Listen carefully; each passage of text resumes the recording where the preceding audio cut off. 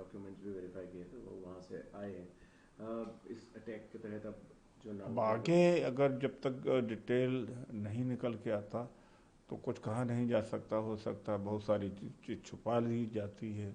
यह सरकार छुपाने का ही काम करती है। उत्तरकाशी में 31 सेकंड में करीब 25 होटल धराशायी हो गए।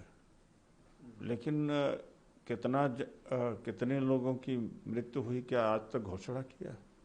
तो ये छुपाने का ही काम करते हैं। वरना गुजरात का आदमी आकर के ऐसा कृत्य यहाँ क्यों करेगा? तो यह सरकार हर चीज को छुपाती है। सर, केंद्र आज बिल लेकर आने वाला है जिसपे प्रधानमंत्री रिमूव हो सकते हैं अगर सीरियस चार्जेस हो और वो अरेस्टेड हो 30 दिन के। देखिए, सीरियस चार्जेस तो विपक्ष के खिलाफ ही होंगे। जो सीधा साधा होगा होगा। जो दलित हैं, पिछड़े हैं, अल्पसंख्यक हैं, इनके खिलाफ। जिसकी साठगांठ न्यायपालिका से है, जिसके पास पैसा है, जिसके पास मीडिया का सपोर्ट है और जो ब्यूरोक्रेसी है, जिनके हाथों में ब्यूरोक्रेसी है, वो तो साफ बच जाएंगे। लेकिन कहा गया है ना कि कानून एक ऐसा मकड़जाल है जिसमें हाथी तो निकल जाता है लेकिन एक मच्छर फंस सकता है। और आज की हालत यही, हाई कोर्ट सुप्रीम कोर्ट में एक गरीब आदमी सोच भी नहीं सकता, आम आदमी नहीं सोच सकता जा करके न्याय प्राप्त कर पाए वहाँ पर।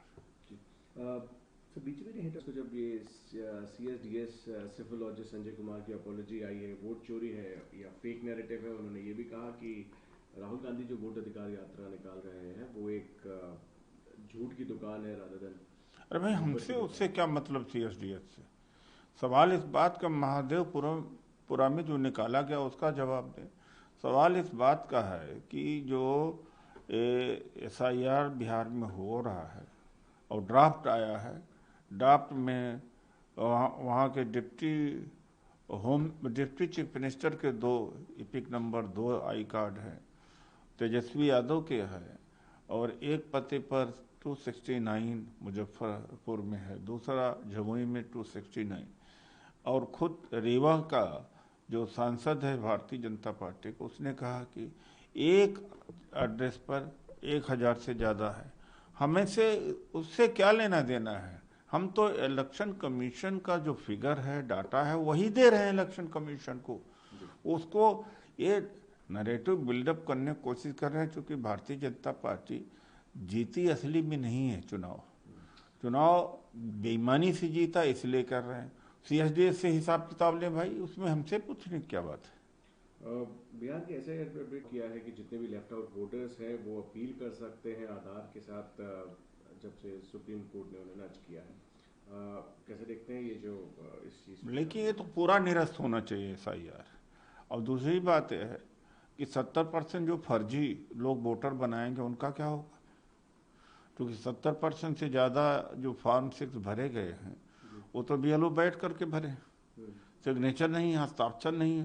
पेश करें ना ये बूथ वाइज फॉर्म, पता लग जाएगा। वहीं के लोकल लोग देखेंगे कि उन्होंने खुद ही नहीं भरा, उनके बिहाफ से BLO भरे हैं।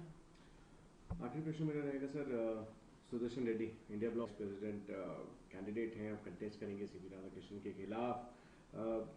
ये बात हो रही है कि जो फील्ड किया गए हैं कैंडिडेट पॉलिटिकल स्पेयर्स के बाहर एक क्रेडिबिलिटी है और ये कहा जा रहा था कि रीजनल पार्टीज के लिए काफ़ी मुश्किल हो जाएगा अपोज करना। क्या ये बात सच है? और आप इस कैंडिडेचर को देखिए, एक ह्यूमन राइट को रिस्टोर करने वाले जज रहे हैं, साफ सुथरे रहे हैं, पढ़े लिखे हैं और एक दूसरे हैं जो RSS की लेबोरेटरी से निकले।